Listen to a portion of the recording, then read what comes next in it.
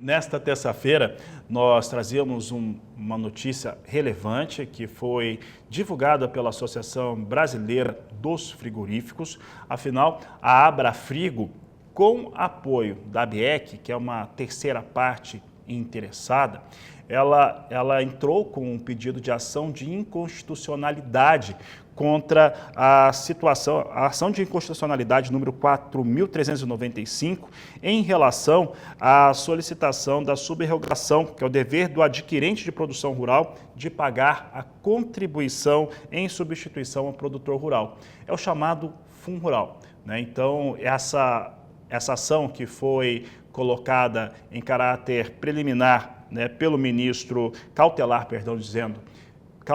pelo ministro Gilmar Mendes, ela tem efeito em todo o país para todas as indústrias frigoríficas. Para entender o que este fator significa, uma vez que já teve um julgamento, se eu não estou enganado, em dezembro de 2022 em relação ao FUNRURAL, e esta é uma discussão que existe no STF há pelo menos 15 anos, então tem ali um espaço muito grande de debates em relação ao FUNRURAL. Nós vamos conversar agora com Gustavo Passarelli, ele que é advogado, um especialista no tema, abriu ali um espaço na sua agenda, está de férias, mas participa conosco aqui do Agricultura BR, aqui no canal do Boi.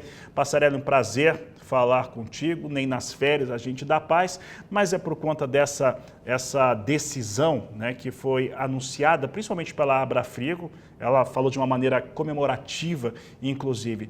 O que essa decisão do ministro Gilmar Mendes, ela implica ou impacta sobre a indústria frigorífica brasileira e sobre os pecuaristas? Boa tarde, seja bem-vindo. Boa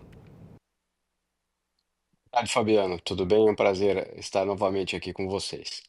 Bom, o ministro Gilmar Mendes atendeu a um pedido feito pela Abrafrigo e pela ABIEC, né, que são as autoras dessa ADI 4395 que tramita no Supremo.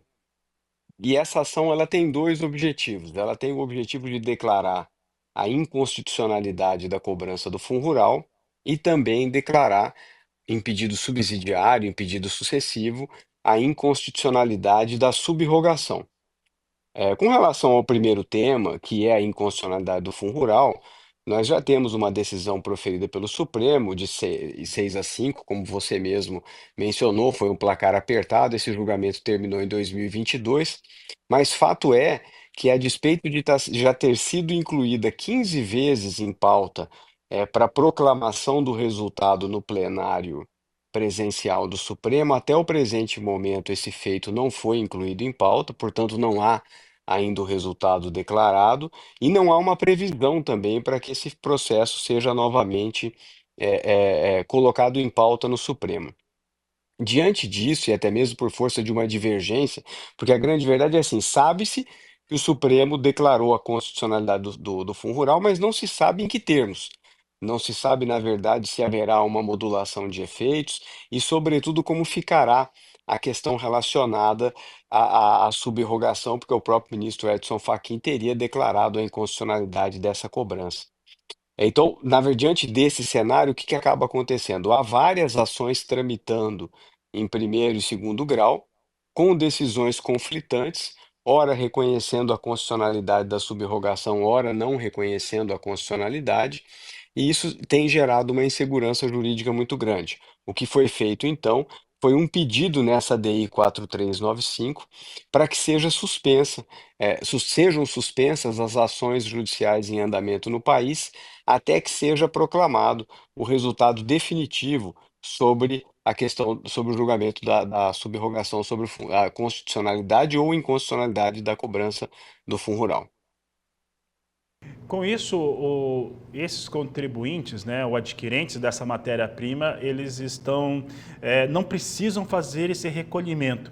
Entretanto, há uma espécie de reserva, quer dizer, em algum momento esse recolhimento pode vir a ser feito, Passarelli, ou seja, ter uma cobrança posterior em relação a este momento em que há um efeito, então, portanto, suspensivo por conta dessa ação de ato declaratório?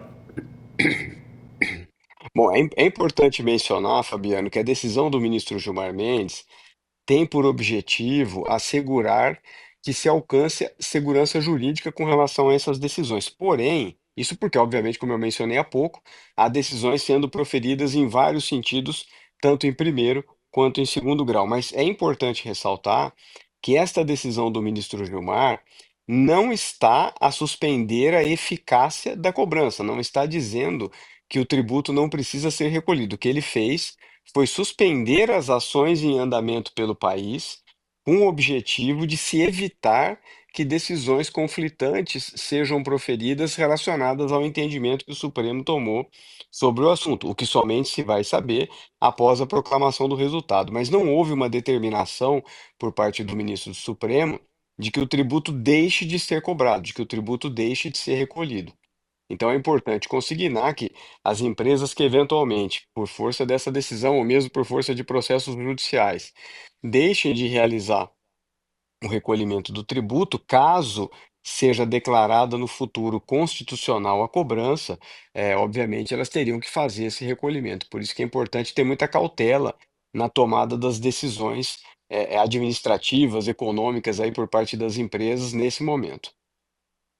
Passarelli, o comunicado oficial da Abrafrigo, ele traz aqui em um dos parágrafos a seguinte fala: o ministro Gilmar Mendes excluiu da decisão, no entanto, os processos em que já houve o trânsito em julgado, decisão no qual não caibam mais recursos, sendo que para estes, a rigor, não haveria, então, essa suspensão. Aquilo que já passou, passou. Então, aquilo já fica fixado como uma realidade.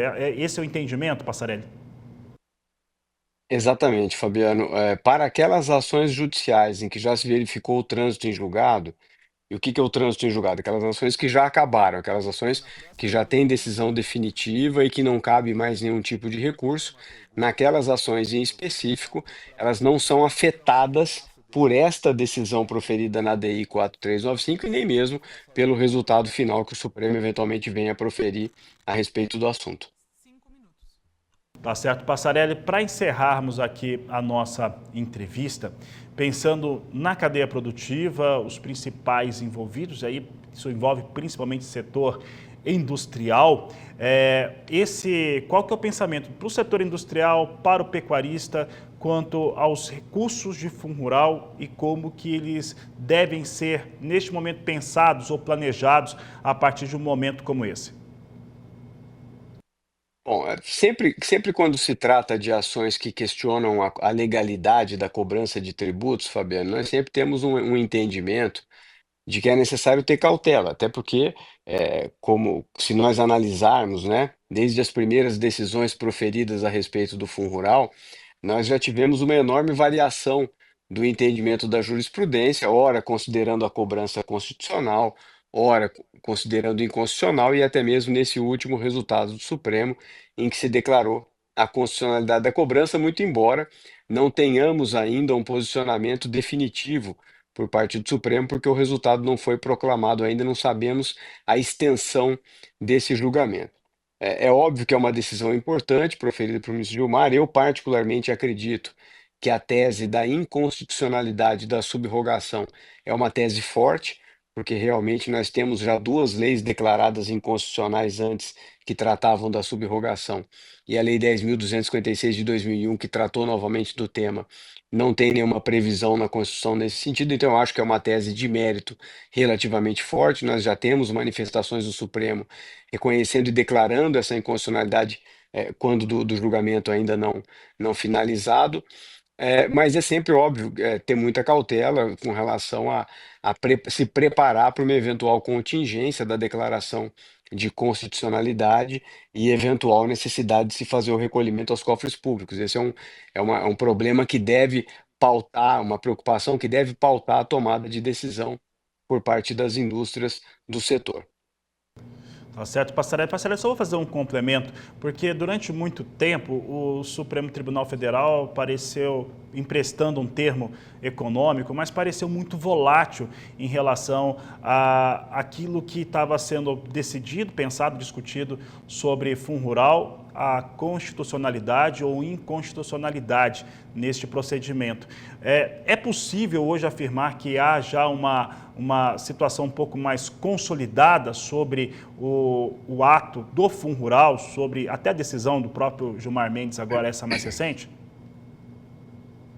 Então, nesse julgamento com repercussão geral por parte do Supremo, em que foi declarada a constitucionalidade da cobrança, foi um placar apertado, foi 6-5 a votação, uma votação que demorou praticamente 2 anos, né? Ela começou em 2020 no plenário virtual e terminou em 2022.